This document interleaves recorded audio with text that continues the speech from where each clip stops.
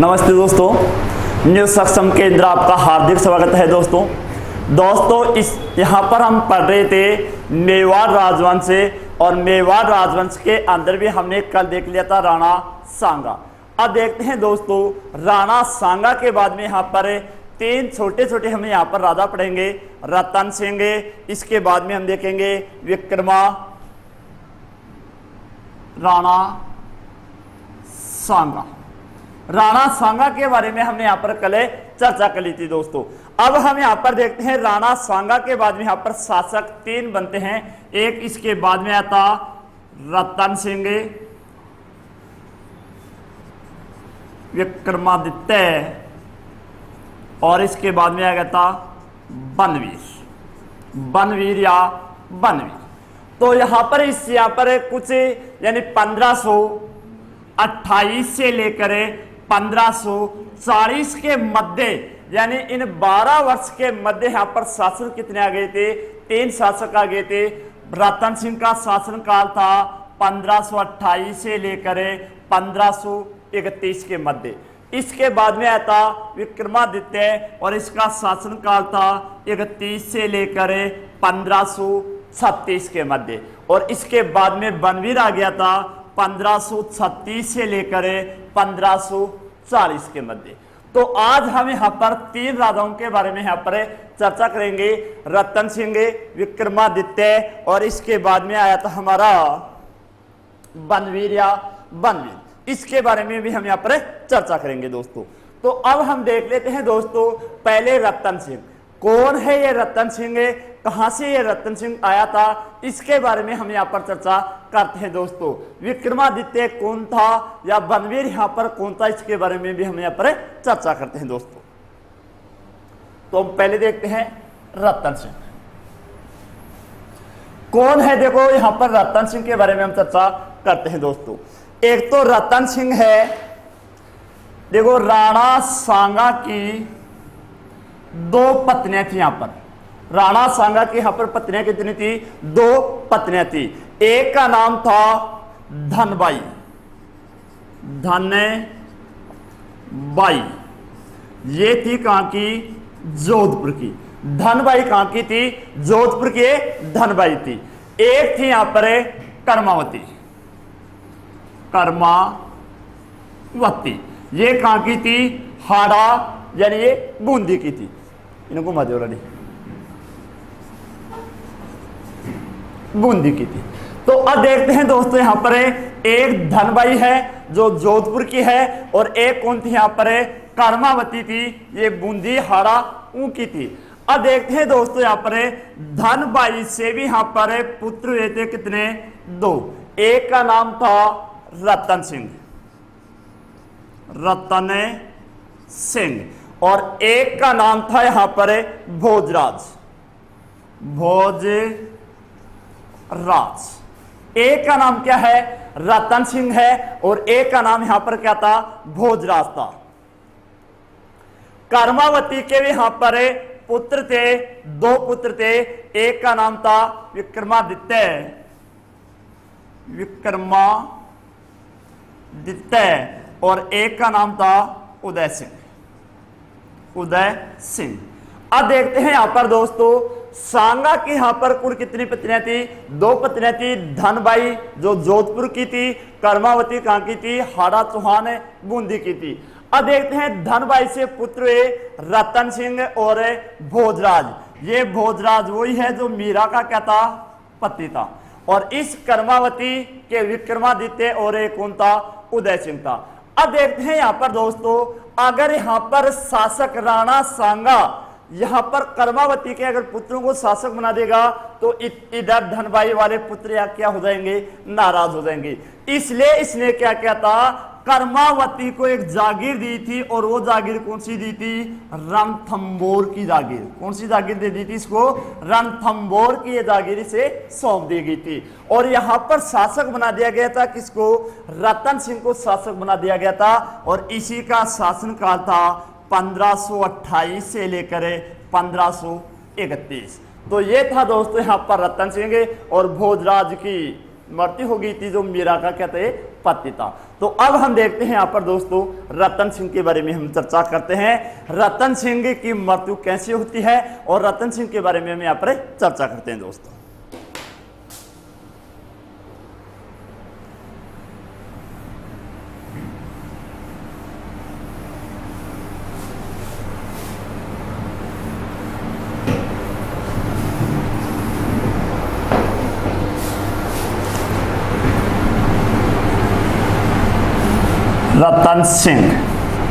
रतन सिंह का शासनकाल 1528 से लेकर 1531 के मध्य शासनकाल तक इसका रतन सिंह का शासनकाल था। अब देखते हैं दोस्तों रतन सिंह से संबंधित हमारा जो क्वेश्चन आता है उससे संबंधित हम यहाँ पर देख लेते हैं दोस्तों। एक तो रतन सिंह ने क्या किया था, आमेर का राजा था पृथ्वीराज कच्छावा, पृथ्वीराज कच्छावा, जिसे हम पृथ्वीराज कच्छावा क्यों बोलते हैं, क्योंकि यहां पर कच्छवा वंश ने यहां पर क्या किया था, शासन किया था। अब देखते हैं दोस्तों पृथ्वीराज कच्छावा की एक पुत्री थी और इस पुत्री ने विवाह कर लिया था किसके साथ में, रतन सिंह के साथ में। इसने बाल विवाह यानी बचपन के अंदर इसने विवाह कर लिया था। अब क्या होता है दोस्तों, इस पुत्री ने पृथ्वीराज कच्छावा को इसकी जो बाल विवाह था, पूर्व विवाह हो चुका था, इसकी जानकारी नहीं दी थी। यानी पृथ्वीराज कच्छावा की जो पुत्री है इसका विवाह हो गया या नहीं हुआ, इसकी चर्चा पृथ्वीराज कच्छावा को नहीं है। अब क्या होता है दोस्तों, यहां पर पृथ्वीराज कच्छावा ने इसी पुत्री का विवाह कर दिया किसके साथ में, सूरजमल हाड़ा के साथ में। सूरजमल हाड़ा के साथ में जो शासक कहां का था, बूंदी का था। ये शासक कहां का है, बूंदी का। लेकिन इस पुत्री का विवाह किसके साथ में हो चुका है, रतन सिंह के साथ में हो चुका, लेकिन पृथ्वीराज कच्छावा को इसका पता नहीं है। जब इसका पता नहीं है तो इस पुत्री का विवाह किसके साथ में हो गया, सूरजमल हाड़ा के साथ में कर दिया गया। अब लोक लाज के लिए इस पुत्री ने भी अपने पूर्व विवाह का इसकी चर्चा नहीं की। अब इससे रतन सिंह यहाँ पर क्या हो जाता है, दुखी हो जाता है कि इसकी जो हमारी पत्नी थी इसका विवाह किसके साथ में हो गया, बूंदी के शासक सूरजमल हाड़ा के साथ में हो गया है। और ये सूरजमल हाड़ा इस रतन सिंह क्या कहता, बहनोई था।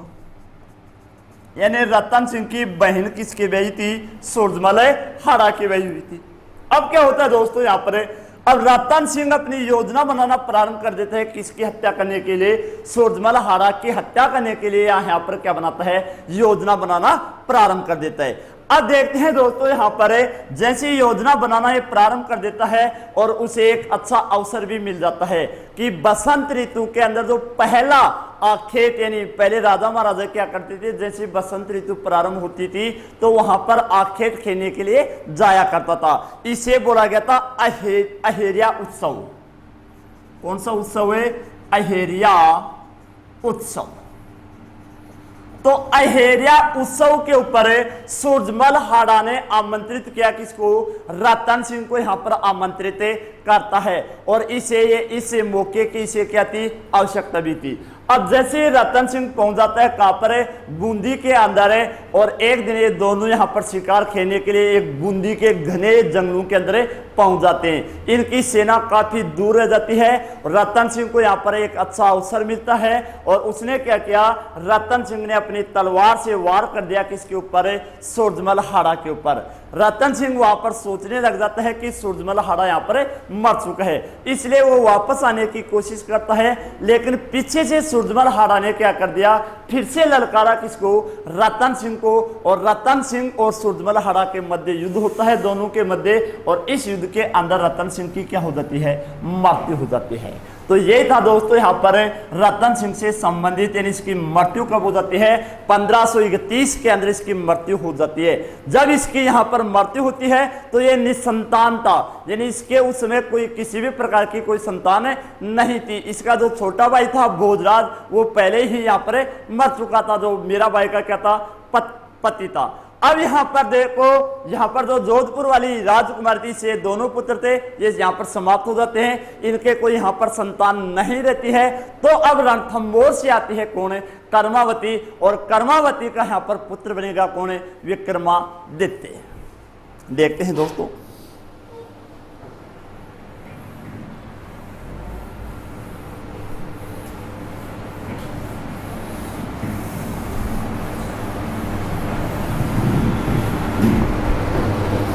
विक्रमादित्य,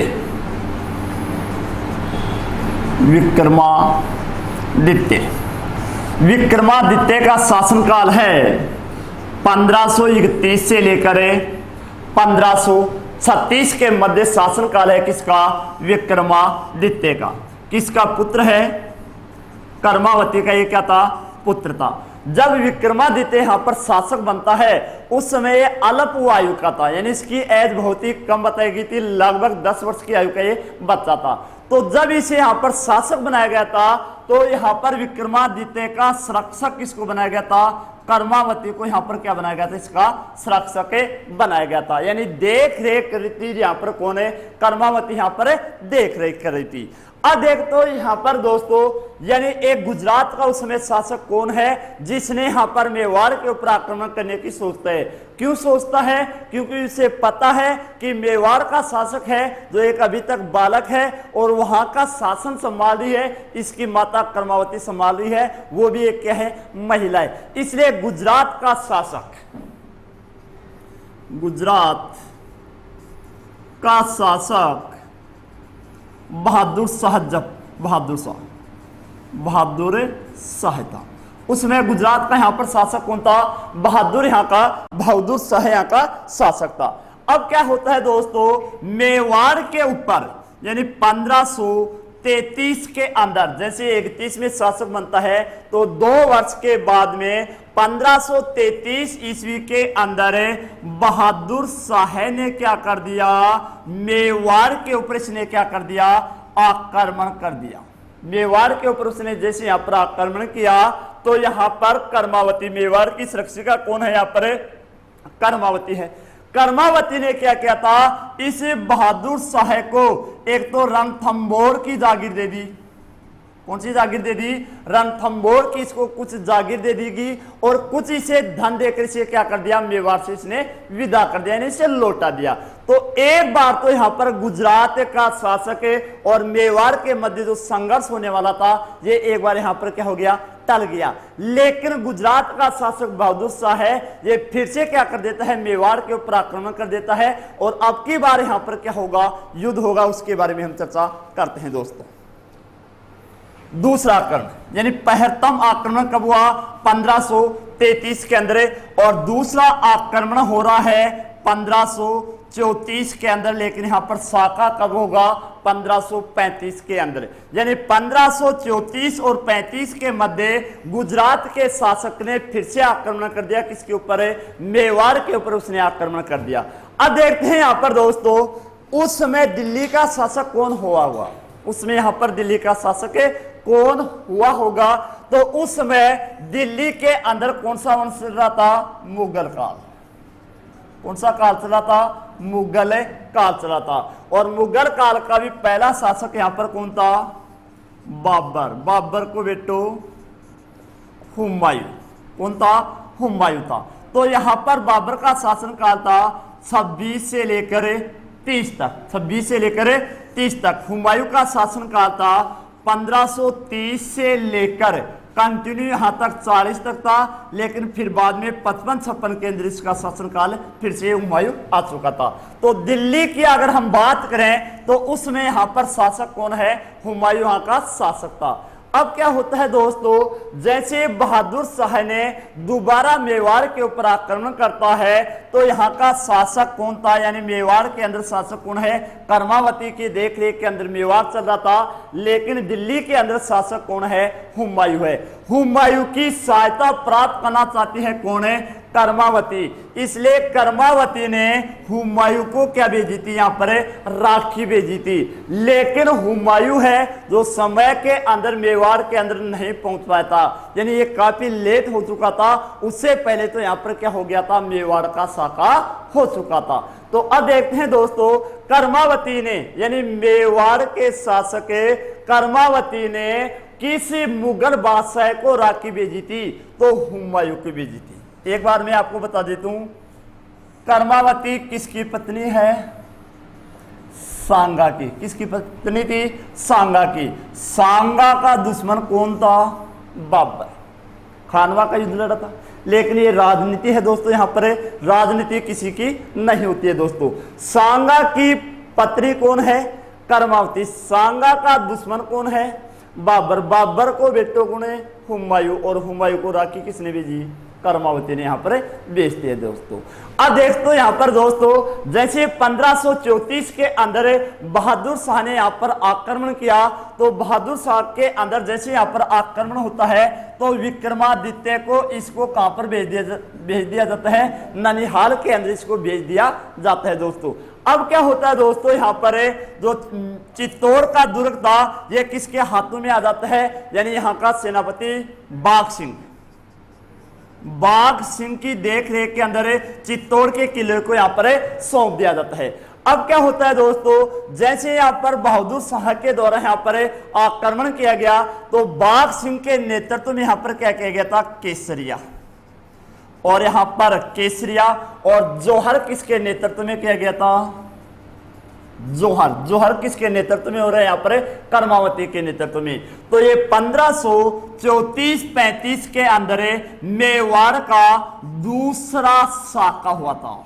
मेवाड़ का दूसरा साका कब किया गया था, 1534-35 के मध्य मेवाड़ का दूसरा साका हुआ था। साका के अंदर केसरिया किसके नेतृत्व में किया गया था, केसरिया यहाँ पर बाघ सिंह के नेतृत्व में किया गया था। और यहाँ पर जौहर किसके नेतृत्व में किया गया था, कर्मावती के नेतृत्व में यहाँ पर जौहर किया गया था। लेकिन यहाँ पर समय पर नहीं पहुंच पाया था, कौन है, हुमायूं यहाँ पर नहीं पहुंच पाता है। हुमायूं यहाँ पर समय पर नहीं पहुंचता है, तो ये काफी लेट होता है, उसमें यहाँ पर साका हो चुका था। जो मेवाड़ का दूसरा साका था, मेवाड़ का दूसरा साका, मेवाड़ का दूसरा साका कब किया गया था, 1535 के अंदर मेवाड़ का दूसरा साका हुआ था। जैसे यहाँ पर हुमायूं मेवाड़ के अंदर प्रवेश करता है, उसी समय बहादुर शाह क्या करता है, यहाँ से मेवाड़ से चला जाता है, और ये समुद्र से जा रहा था, तो समुद्र के अंदर इसकी नाव पलट जाती है, और बहादुर शाह की वहां पर क्या हो जाती है, मृत्यु हो जाती है। फिर से विक्रमादित्य 1536 के अंदर क्या बन गया था, शासक बन गया था। अब देखो यहाँ पर दोस्तों, मेवाड़ के अंदर फिर से यहाँ पर राजनीति परिवर्तन होगा, यानी विक्रमादित्य की भी यहाँ पर क्या हो जाती है, हत्या कर दी जाती है। उसके बारे में हम चर्चा करते हैं दोस्तों।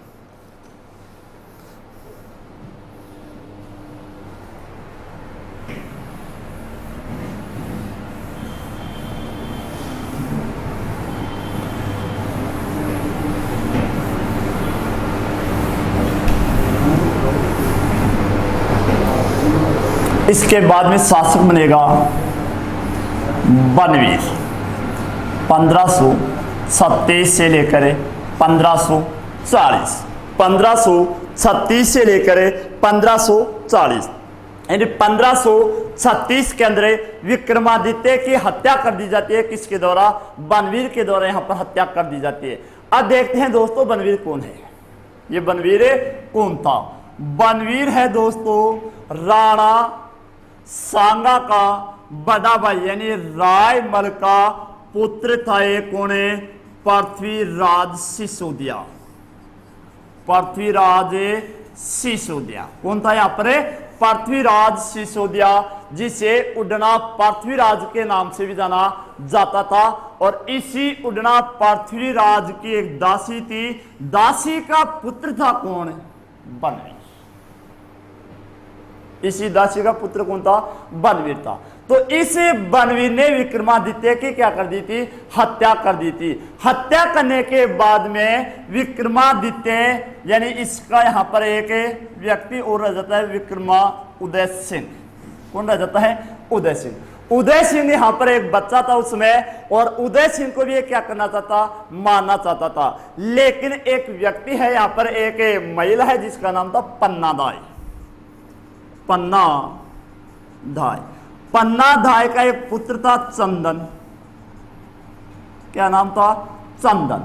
इस पन्नाधाय ना जैसे ही बनवीर यहाँ पर शाम के समय उदय सिंह की हत्या करने के लिए चित्तौड़ के किले के अंदर प्रवेश करता है, तो इसका पहले पता चल जाता है किसको, पन्नाधाय को। तो पन्नाधाय ने क्या कर दिया था, उदय सिंह के स्थान पर अपने पुत्र को वहां पर सुला दिया था, चंदन को। और वहां पर इस बनवीर उस समय उदय सिंह को यानी चंदन को उदय सिंह समझ लेता है और उसकी ये क्या कर देता है, हत्या कर देता है। उदय सिंह को यहां से कहां पे ले जा गया था, कुंभलगढ़ के दुर्ग में। कहां पे ले जा गया था, कुंभलगढ़ के दुर्ग के अंदर आशा साहेब के शरण में से यहां पर भेज दिया गया था।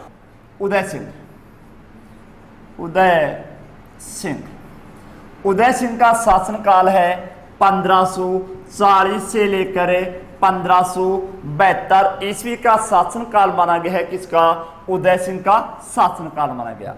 अब देखते हैं दोस्तों, इस उदय सिंह का राज्याभिषेक किया गया था 1537 ईस्वी के अंदर कर दिया गया था। कहां पर, कुंभलगढ़ दुर्ग के अंदर। कहां पर किया गया था, कुंभलगढ़ दुर्ग के अंदर उदय सिंह का राज्याभिषेक किया गया था। क्योंकि मेवाड़ के सरदार हैं, ये उदय सिंह को क्या नहीं मान रहे थे यहाँ पर, यानी राणा सांगा के पुत्र नहीं मानते थे। यानी मेवाड़ का जो राजकुमार था ये इसको स्वीकार करने के लिए तैयार नहीं थे। तो अब यहाँ पर परिस्थितियां चेंज हो जाती है दोस्तों। देखते हैं, एक जालौर का शासक था, जालौर का शासक, और जालौर में भी कौन थे, सोनग्राह चौहान। और सोनग्राह चौहान के अंदर भी शासक था अखेराज चौहान।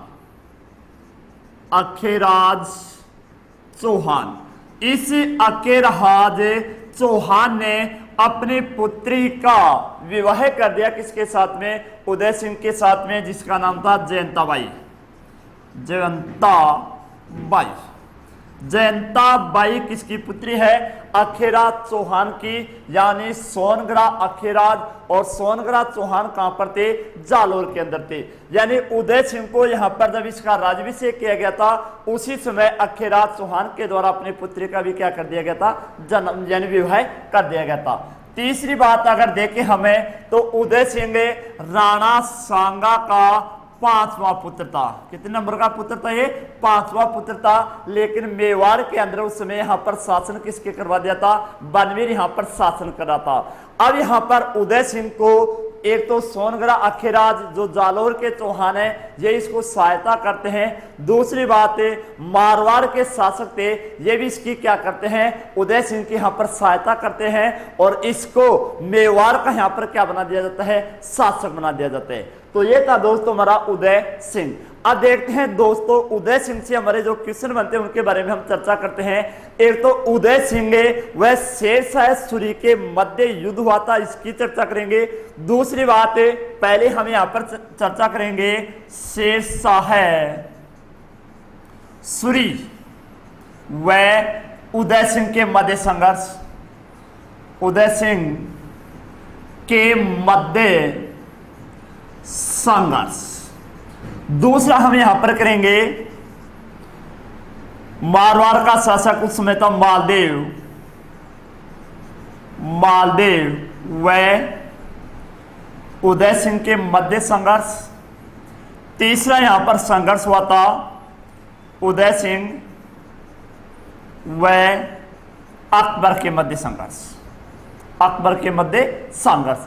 इन 3 पॉइंटों को हम यहां पर आधा लेकर पढ़ेंगे कि शेरशाह सूरी व उदय सिंह के मध्य संघर्ष कब हुआ था, इसके अंदर यहां पर क्या प्रभाव पड़ा, मेवाड़ की राजनीति के अंदर क्या प्रभाव पड़ता है। इसके बाद में मालदेव व उदय सिंह के मध्य, मालदेव वही है जो उदय सिंह को मेवाड़ के अंदर शासक बनाने के अंदर इसने महत्वपूर्ण भूमिका अदा की थी। तीसरी बात, उदय सिंह व अकबर के मध्य, जो दिल्ली का शासक उस समय अकबर था, तो इन दोनों के मध्य संघर्ष होने का क्या कारण था, और इस संघर्ष के अंदर मेवाड़ का जो तीसरा शाखा हुआ था इसके बारे में भी हम यहाँ पर दोस्तों चर्चा करते हैं। तो हम पहले देख लेते हैं शेरशाह सूरी व उदय सिंह के मध्य संघर्ष।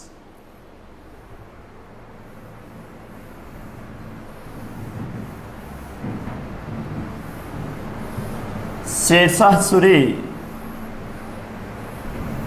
व उदय सिंह के मध्य संघर्ष। शेरशाह सूरी व उदय सिंह के मध्य। शेरशाह सूरी का वास्तविक नाम था फरीद, इसका वास्तविक नाम क्या था? फरीद था। इसे शेर खां, इसे बाद में क्या बोला गया था? शेर खां बोला गया था। और ये शेर खां बोला गया था बहार खां के द्वारा। किसके द्वारा? बहार खां के द्वारा।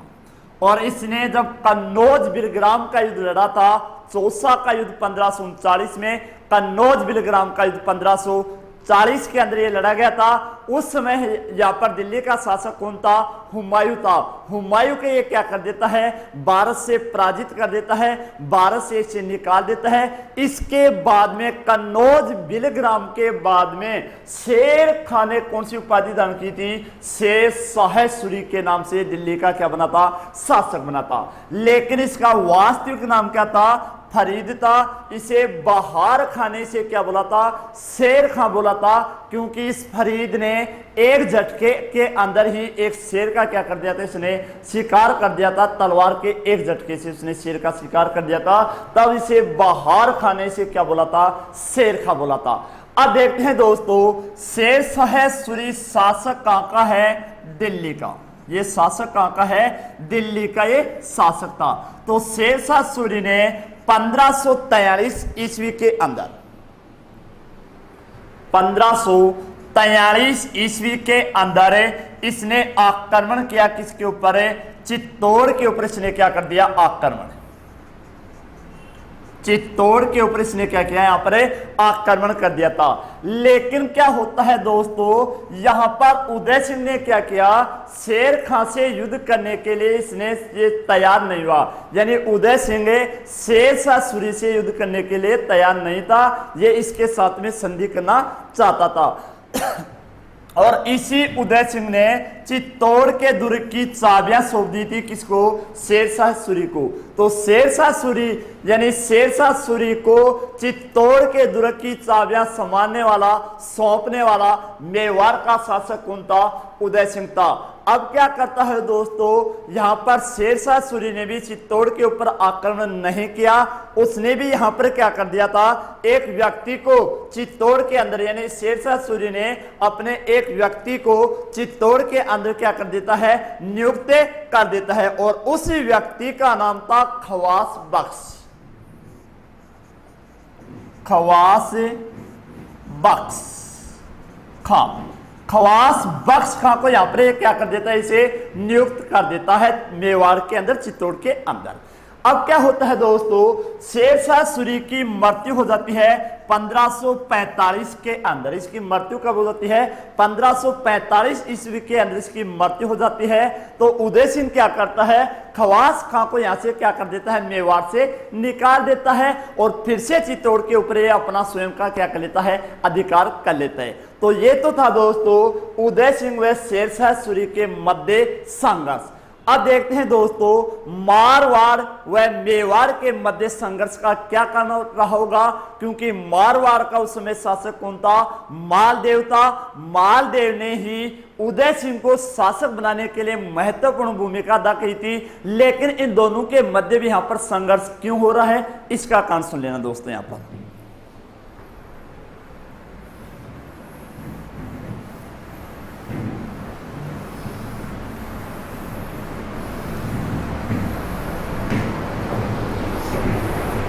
मारवाड़ और मेवाड़, मारवाड़ और मेवाड़। मारवाड़ का शासक है मालदेव, मालदेव राठौर। मेवाड़ का उस समय यहां पर शासक कौन है? उदय सिंह, उदय सिंह। अब देखते हैं दोस्तों, यहां पर मालदेव यानी उदय सिंह, उदय सिंह के पास में एक व्यक्ति था जिसका नाम था जेत्र सिंह। युद्ध का कारण देखना, इन दोनों के मध्य जो संघर्ष होगा, इस संघर्ष का कारण यहां पर देख लेना दोस्तों। उदय सिंह के पास में एक व्यक्ति रहता था जिसका नाम था जेत्र सिंह। ये जेत्र सिंह क्या होता है, उदय सिंह से नाराज हो जाता है और ये किसके पास में चला जाता है, जेत्र सिंह मालदेव राठौड़ के पास में, यानी मारवाड़ के अंदर ये पहुंच जाता है। यानी जेत्र सिंह कहां पर पहुंच गया, मारवाड़ के अंदर ये पहुंच गया। तो मालदेव राठौड़ ने क्या किया था, इस जेत्र सिंह को बलात खेरवा की जागीर दी थी। कौन सी, बलात खेरवा, पाली में, वर्तमान पाली, बलात खेरवा की जागीर दे दी किसने, मालदेव ने, किसको, जेत्र सिंह को। और जेत्र सिंह ने अपनी पुत्री स्वरूपदे का विवाह किसके साथ में कर दिया, मालदेव राठौड़ के साथ में उसने विवाह कर दिया। यानी जेत्र सिंह की पुत्री कौन है, स्वरूपदे का विवाह किसके साथ में किया गया था, मालदेव राठौड़ के साथ में, जो मारवाड़ का शासक है, इसके साथ में किया गया था। अब क्या होता है दोस्तों, एक बार ये मालदेव चौहान अपने ससुर यानी अपने सासरे के अंदर पहुंचता है, स्वरूपदे के घर के अंदर आता है। अब स्वरूपदे के एक छोटी बहन और थी, तो ये मालदेव राठौड़ क्या करता है, स्वरूपदे के साथ साथ इसकी जो छोटी बहन थी, इसके साथ में भी ये विवाह करना चाहता था। लेकिन जेत्र सिंह ने इसको ये साफ मना कर दिया और इस अपनी जो दूसरी लड़की थी, पुत्री थी, इसका विवाह किसके साथ में कर दिया गया, उदय सिंह के साथ, मेवाड़ के शासक उदय सिंह के साथ में कर दिया गया। जेत्र सिंह ने एक पुत्री का विवाह किसके साथ में किया, मालदेव राठौड़ के साथ में किया, और दूसरी पुत्री का विवाह किसके साथ में कर दिया, उदय सिंह के साथ में कर दिया गया। तो जो दूसरी छोटी पुत्री थी, स्वरूपदे की जो छोटी बहन थी, इसके साथ में विवाह करना चाहता था कौन है, मालदेव राठौड़। इसलिए इन दोनों के मध्य क्या हो जाता है, संघर्ष प्रारंभ हो जाता है और मालदेव राठौड़ ने कुंभलगढ़ के ऊपर क्या किया था, आक्रमण किया था। लेकिन इस आक्रमण के अंदर पराजय हुई थी किसकी, मालदेव राठौड़ की पराजय हुई थी। तो यह संघर्ष था दोस्तों मेवाड़ और मारवाड़ के मध्य। अब देखते हैं दोस्तों, अकबर और उदय सिंह के मध्य संघर्ष का कारण क्या था, संघर्ष की बिंदु क्या थे यहां पर।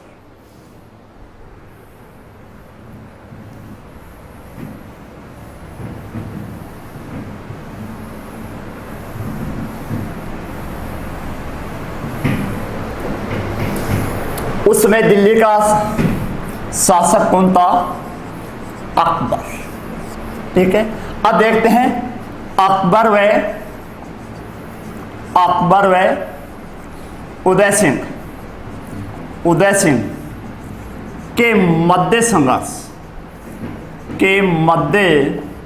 संघर्ष का क्या कारण था। इस संघर्ष के अंदर हम चर्चा करते हैं दोस्तों। उदय सिंह, अकबर व उदय सिंह के मध्य जो संघर्ष हुआ, इस संघर्ष की हम चर्चा करते हैं। एक तो अकबर ने आक्रमण किया था कहां पर, मालवा के ऊपर, और एक आक्रमण किया था कहां पर, नागौर पर। उस समय मालवा का शासक था बाज बहादुर। कौन था, बाज बहादुर। और नागौर का शासक था जयमल राठौड़। ठीक है, मालवा का उसमें यहां पर शासक कौन है, बाज बहादुर है, और उसमें यहां पर नागौर का शासक कौन हुआ, यहां पर जयमल राठौड़ था। अब क्या होता है दोस्तों, ये इन दोनों के ऊपर आक्रमण कर दिया किसने, अकबर ने आक्रमण कर दिया। तो ये दोनों किसके पास में आ गए थे, उदय सिंह के पास में आ गए थे दोस्तों। तो अब इन्हें ये उदय सिंह के पास में आ गए, तो अकबर ने इनको वापस मांगने की, अकबर ने उदय सिंह से इन दोनों व्यक्तियों को मांगने की कोशिश की, लेकिन उदय सिंह ने देने से क्या कर दिया था, मना कर दिया था। तो अब स्वाभाविक है दोस्तों कि अकबर आक्रमण करेगा किसके ऊपर, उदय सिंह के ऊपर आक्रमण करेगा। और देखते हैं दोस्तों ये आक्रमण कब होता है, तो ये आक्रमण हुआ था 23 अक्टूबर 1567 को, यानी 23 अक्टूबर 1567 को मांडरगढ़ भीलवाड़ा से निकलता है कौन है? अकबर अपनी सेना लेकर चलता है, किसकी तरफ चलता है? ये चित्तौड़ की तरफ आता है। जो चित्तौड़ का किला था इसकी तरफ ये पहुंचता है, यानी चित्तौड़ की तरफ ये आता है।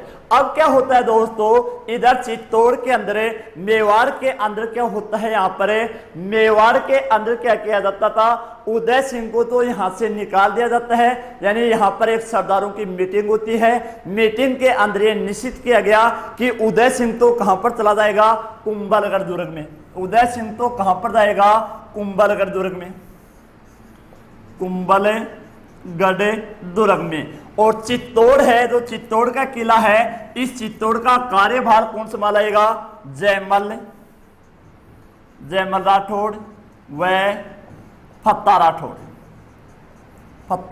राठौड़। और इसी जयमल की एक बहन थी जिसका नाम था फूल कंवर। और ये फूल कंवर का विवाह किसके साथ में हुआ था? फत्ता राठौड़ के साथ में विवाह किया गया था।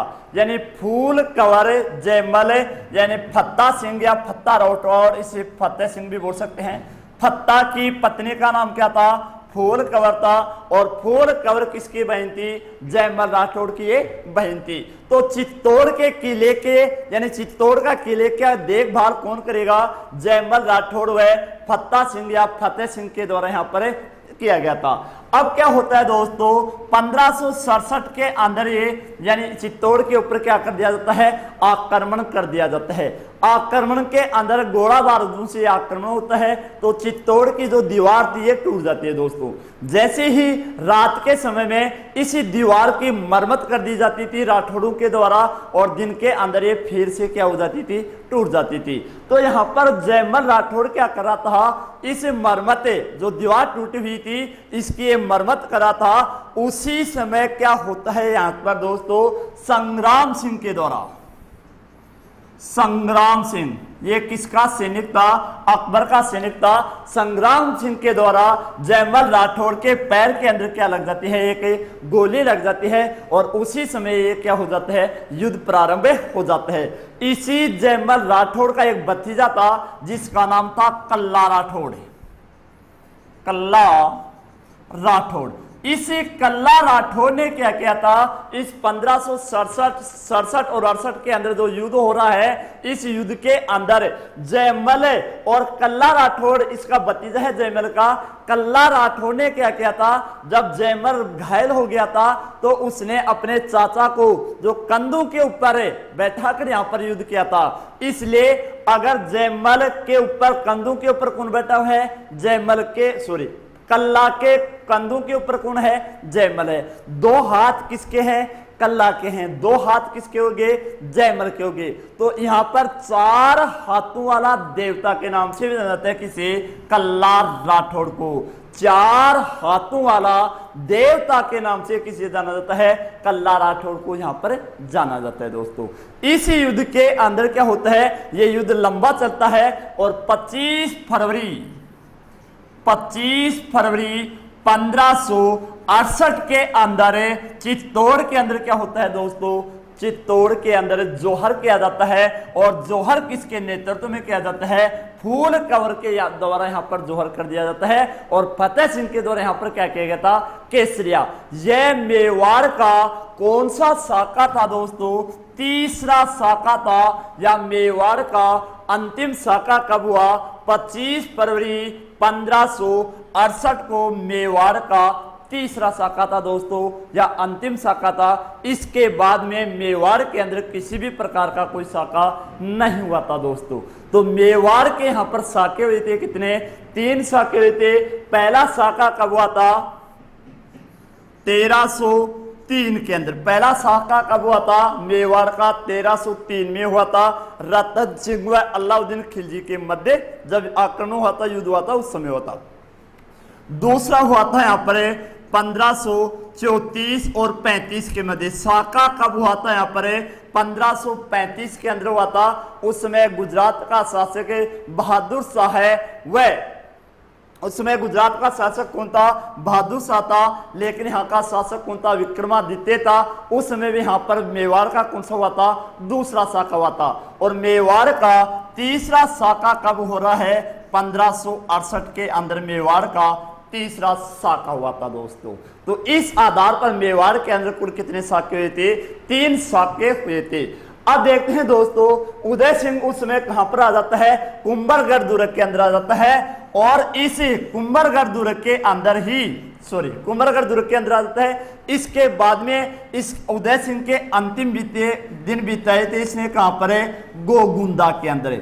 गोगुंदा के अंदर ही होली के दिन 1572 के अंदर 1572 ईस्वी के अंदर यानी 28 फरवरी 1572 को होली के दिन उदय सिंह की क्या हो जाती है? गोगुंदा के अंदर मृत्यु हो जाती है। और इसी गोगुंदा के अंदर इसी उदय सिंह की वहां पर क्या बनी हुई है? छतरी बनी हुई है।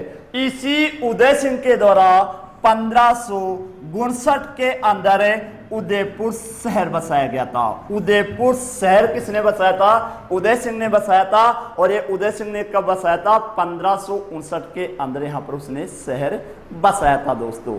अब देखते हैं दोस्तों, इसी के तहत अगर हम देखें कि उदय सिंह के कुल पत्नियां कितनी थी? 20 पत्नियां थी, और इनसे यहां पर संतान कितनी थी? 25 संतान हुई थी। लेकिन उदय सिंह ने क्या किया? उदय सिंह का सबसे बड़ा पुत्र कौन था?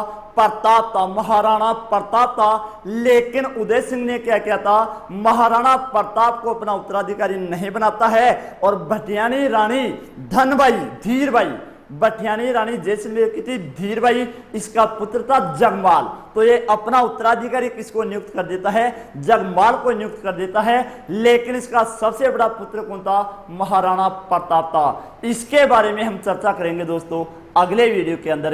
तब तक हम आपको धन्यवाद दोस्तों।